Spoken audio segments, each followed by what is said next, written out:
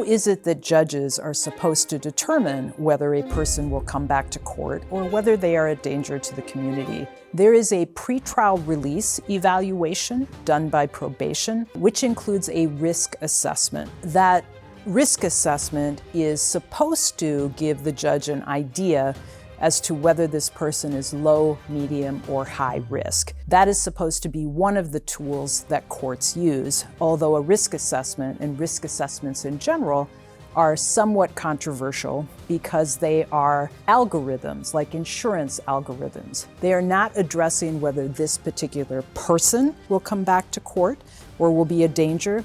They are looking at statistics from many people in that particular position. For that reason and others, such as some of the factors used in risk assessments have baked in racial disparities. Those are the reasons why they can be controversial.